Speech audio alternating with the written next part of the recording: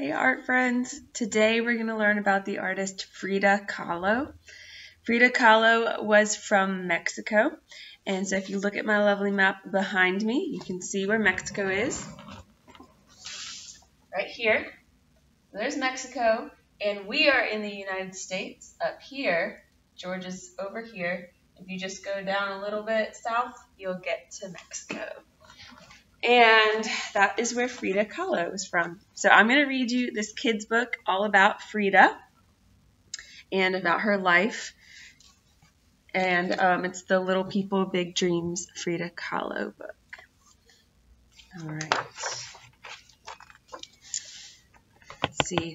Frida Kahlo was born in Mexico. Just by looking at her, you could see she was special. When she was at school, she got very sick. The illness made her leg as skinny as a rake. But Frida didn't complain. She was different. She liked to dress differently, too.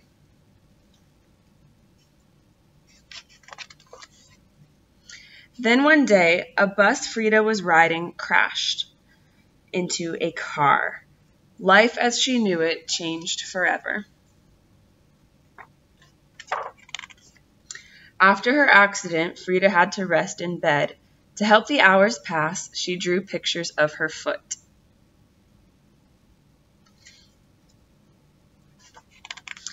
Then, even though she was still in pain, Frida decided to draw self-portraits using a mirror.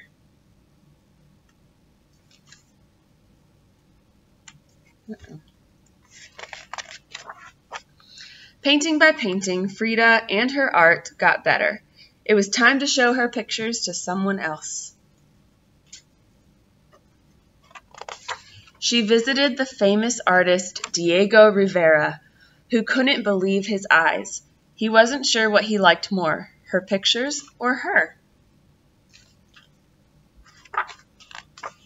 Frida and Diego fell in love. They were so similar and yet so different. But through their ups and downs, Diego encouraged Frida in her paintings. Through her wonderful pictures, Frida spoke about how she was feeling. In some, she looked sad, but in others, she smiled.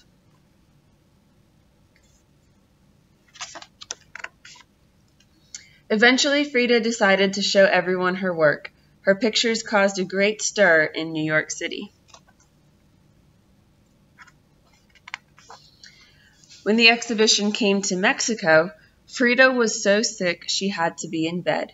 But it was clear that nothing could stop her from painting, not sickness, pain, or heartache. Frida Kahlo taught the world to wave goodbye to bad things and say, "Viva la vida," live life. So here's some real pictures of Frida Kahlo. There she is as a kid. That's her with Diego. There she is sick in bed. And there's a photograph of her. Frida Kahlo was born in Coyoacan, a small town outside Mexico City. When she was 6, she contracted polio, leaving one leg skinnier than the other. As she grew older, she took part in tomboy activities like riding a bike and playing sports, and once wore male clothes and slicked back her hair for a family photograph. In 1925, Frida was in a bus crash that left her with a lot of painful injuries, including a broken collarbone, ribs, and pelvis. While recovering, instead of continuing her studies, she took up painting, mainly pictures of herself from her bed. Her husband, the famous Mexican artist Diego Rivera, was a great supporter of her artwork, and in 1938, Frida had her first solo exhibition in New York City. However, Frida only became famous internationally after her death. Her paintings are instantly recognizable because of their bright colors and symbols of Mexican culture, and have been sold for millions of dollars around the world.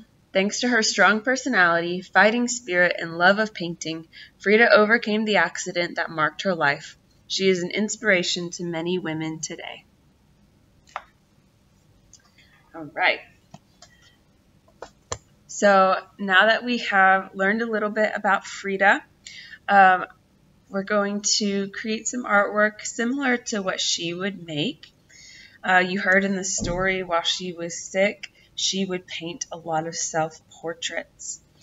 And she said later in life that the reason she painted so many self-portraits because she was alone a lot and she knew herself better than anything else.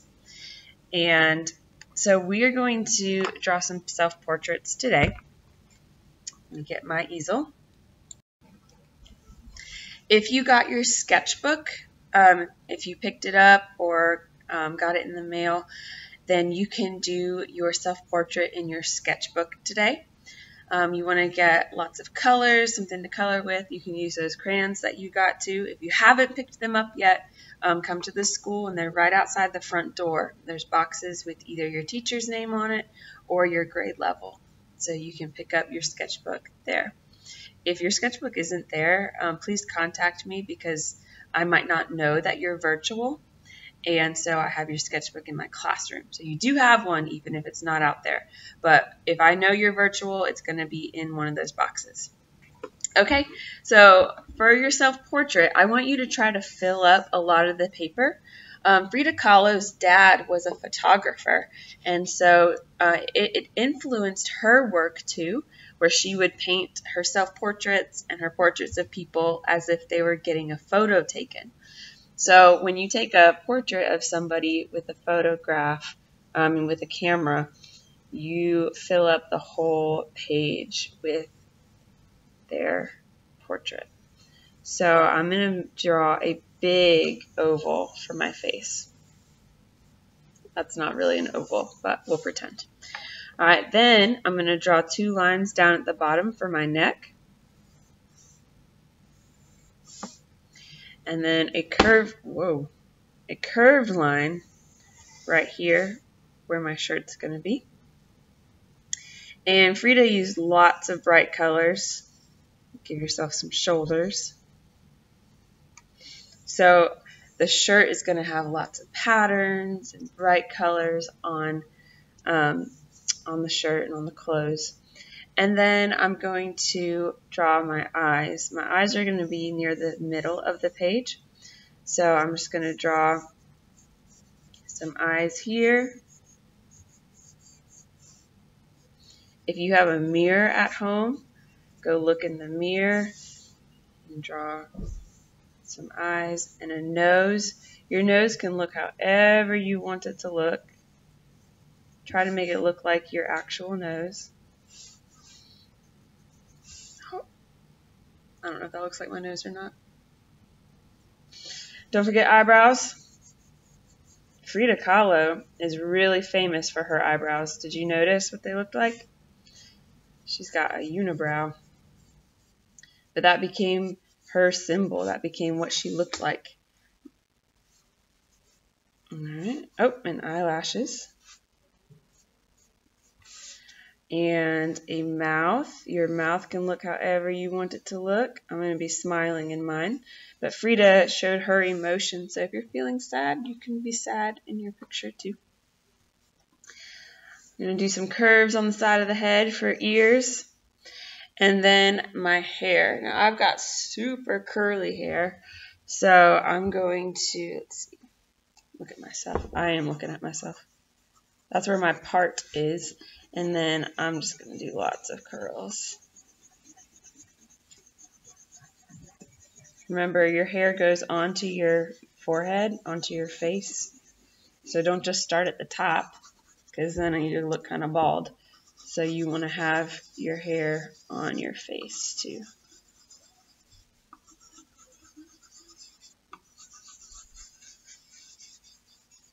And I got long hair. All right. And then I would color it. So whatever colors you have, whatever you have to color, you'll use to add color to your self-portrait. And Frida used a lot of symbols all around her self-portrait. self-portraits. Sometimes they were symbols about what was happening to her, like her accident. Sometimes they were symbols about things that she was feeling. And then sometimes they were just symbols about her Mexican culture.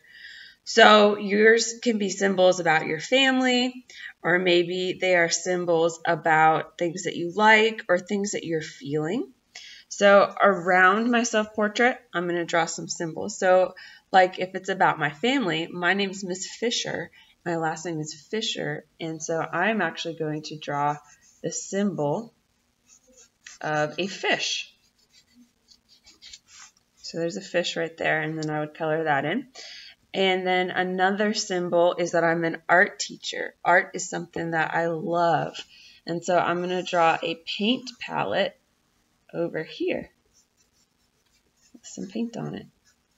Maybe a paintbrush too.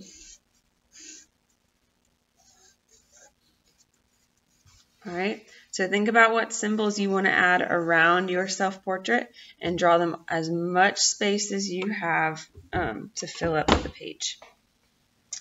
All right, can't wait to see what your self-portraits look like. Don't forget to color them. I see some people turn in stuff without color, and if you picked up your stuff, you should have crayons now to use. All right, so have fun.